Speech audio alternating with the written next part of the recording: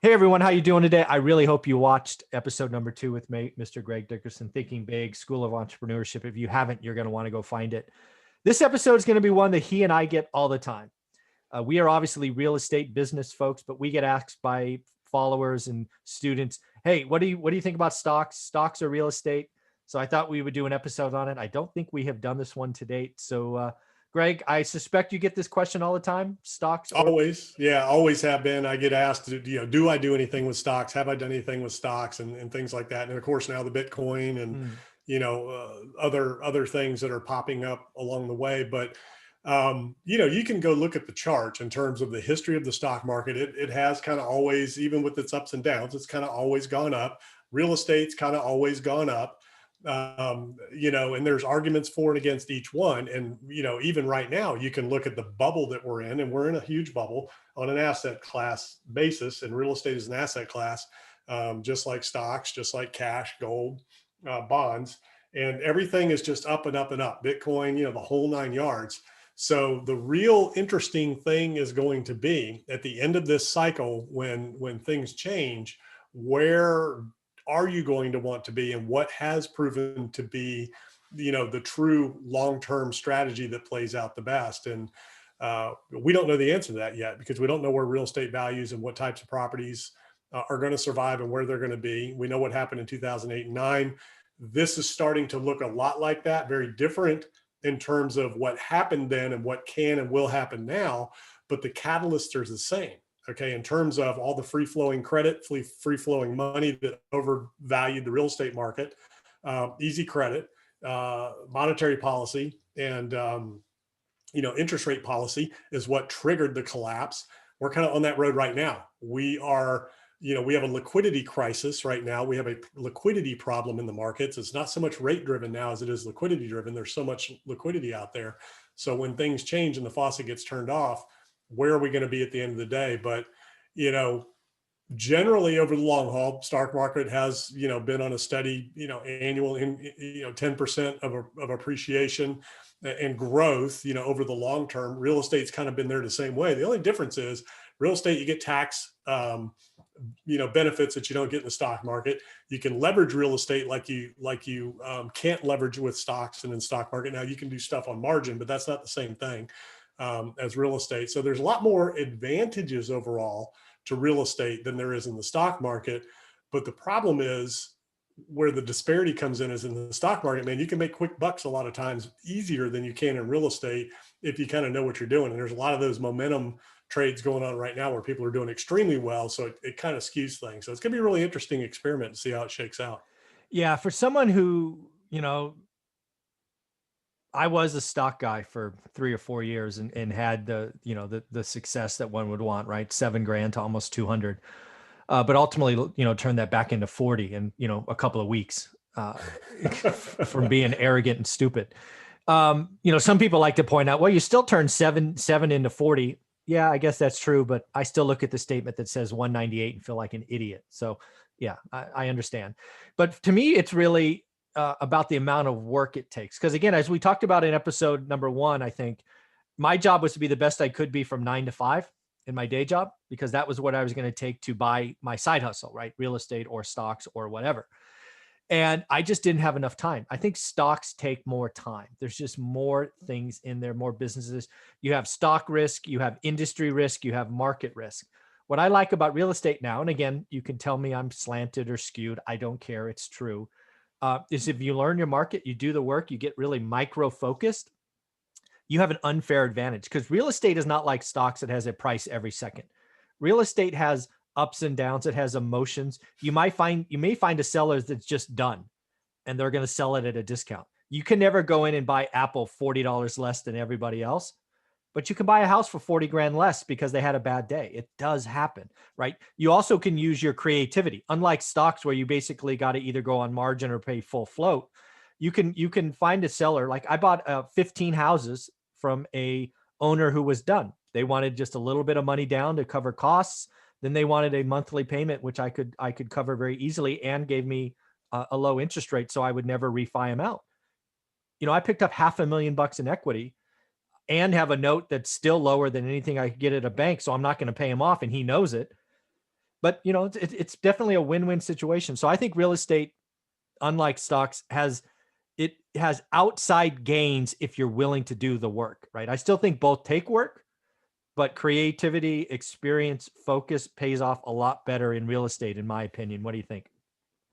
Yeah. So if you're comparing cash flow real estate, so rental properties, income producing properties, over the long haul, yeah, I mean, there's no comparison. So let's take stocks for instance. We've seen companies can go out of business tomorrow. Your stock is worthless. Yep. Your stock does not produce cash flow. I mean, you can have a dividend earning stock, but that's pittance. Yeah. It's not going to generate cash flow like income producing property. And at the end of the day, and we've seen it here recently, if the Fed had not done what it did, the market was dying. It was going down. It would have collapsed, and we would be nowhere where we are now. The only reason those values are where they are is because what the Fed did. Arguably, the same thing with real estate because of interest rates and what you can borrow.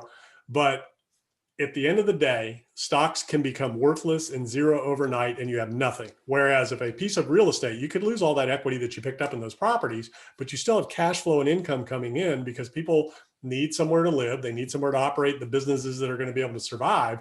So at the end of the day, even if cash is worthless and stocks are gone and we're all at the end of the line, if you have housing, you have something you can trade for other things. Mm-hmm. So you still have something of value. If you've got stock in a company that's gone or the economy ceases to exist in that realm, the worst economic situation you can imagine, you got nothing. You might be able to burn it and heat your house, but that's about it.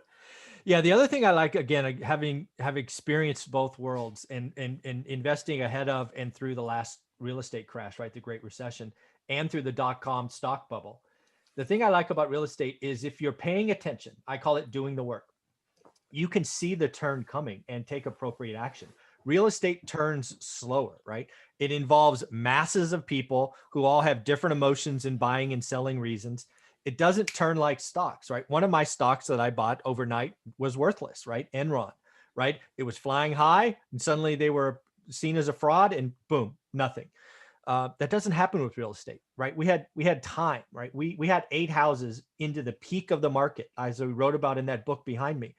We saw it coming, right? The affordability index was screaming, sell, sell, sell. So we did.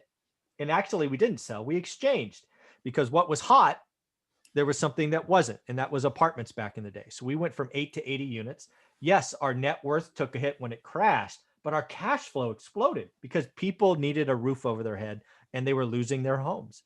So again, I think real estate offers you, if you're paying attention, you don't get greedy, and you change. I call it dancing through the raindrops. You can make outside gains if you do the work. Yeah, yeah, and it's and unfortunately, or fortunately, depending on which side of the fence you're on and what you're doing, the stock market has become a casino. I mean, at the end of the day, it's nothing more than gambling, and and they're on the news every day talking about betting. Yeah, Everybody exactly. you're betting. I mean, that's what you're doing. You're betting in the stock market. So that's all stocks, financial assets, Bitcoin, gold. It's all fake. It's just a casino and it's gambling. And nobody can tell you if it's going up or going down the next day. Nobody can tell you what the value of anything is going to be a year from now, 5 years or 10 years from now. Nobody knows in those regards. Now with real estate, again, no matter what, that there's a tangible asset that you can put your hands on that's going to be there. Now, people might say, oh, well, Apple's not going anywhere or Google's not going anywhere or YouTube's not going anywhere. Well, nobody thought Enron would ever go anywhere. Nobody thought GM would ever go bankrupt.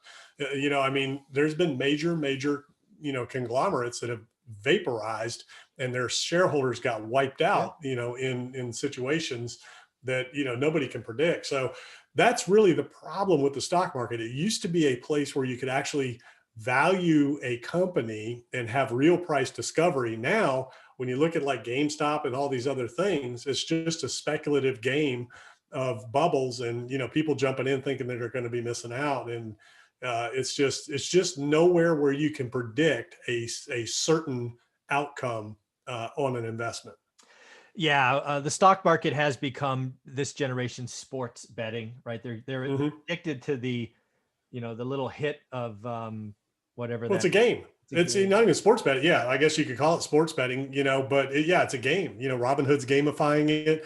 Yeah. It's becoming more and more of a game, with the SPACs and all the different things. And, again, we talk about it a lot. The people that, talk about Bitcoin and all these other things and all these investment banks that are now getting behind it, they're not buying Bitcoin, they're facilitating the transactions and making fees. So you got to remember, the people that are out there that are proponents of these vehicles and the investments are the ones that have something to gain by the trades. They're on one side or the other. They're either talking it up or they're talking it down, and their balance sheet is at stake with these things that they're doing. So all of the media, CNBC is paid by the people that come on that talk up or down their positions. That's how it works. So you got to really read between the lines, not what they say, but what they do, and where follow the money, who's getting paid on what's being broadcast. And, that's what's going on. Michael Saylor, a lot of people, whenever we talk about Bitcoin, they're like, well, you don't know anything about Bitcoin. You haven't listened to Michael Saylor. The dude's talking his position up, of course. $4 billion in crypto on his ass. And, he bought in back when Bitcoin was, 6,000 or 16,000 or something. So his average cost is way less than the 30 or 40,000 that he's been paying recently. So, it's just really interesting times. And I think, unfortunately, the markets have become Vegas, and something is going to be done about it at some point once a bunch of people get hurt through this next crash, because it's coming and people are going to get hurt big time. It's going to be worse than we've ever seen. Yeah, this is certainly with the stock market, it's closest to the .com bubble I've ever seen, especially with these SPACs just, spending stupid money, reverse going public. It's I've never been I'm not touching stocks since the .com bubble. But again, real estate's not easy today either, right? It's pretty richly valued today, and finding deals is tough. That's why you got to do the work, stay diligent, look at it every day. But the difference is there's real price discovery in real estate where there is not in the stock market. You don't know what something's worth in the stock market. It's totally speculative. Real estate, if it's cash flow, well, it is what it is. You've got income, you've got expenses, and you've got debt. So you can have real price discovery in terms of what you're willing to pay.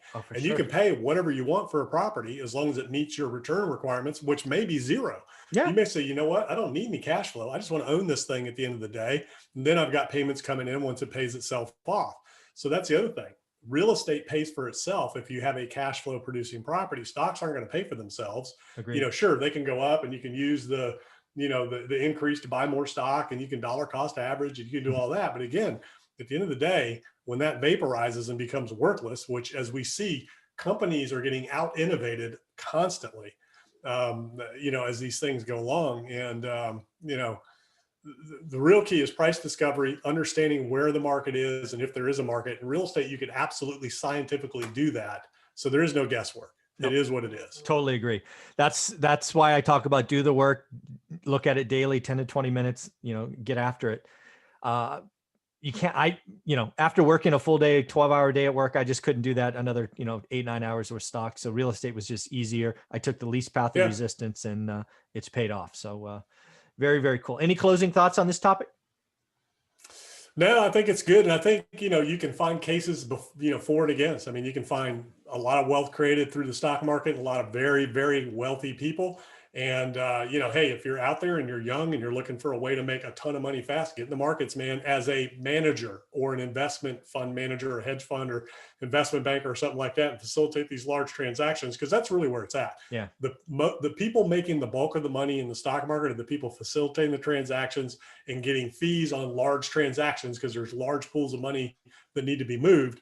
The Warren Buffett model, I don't know that works anymore. That's the big interesting thing. He's one of the only ones that has been a value investor that's created enormous wealth. I don't know that can work anymore. I don't know that value investing is a thing and is even possible in the markets today. Whereas on the real estate side, I think you've got more examples of value investing and for sure, where you can prove that model. Very cool. Well, Greg, thank you very much for your time. This has been a lot of fun. These 3 episodes were true fire. Thank you very much.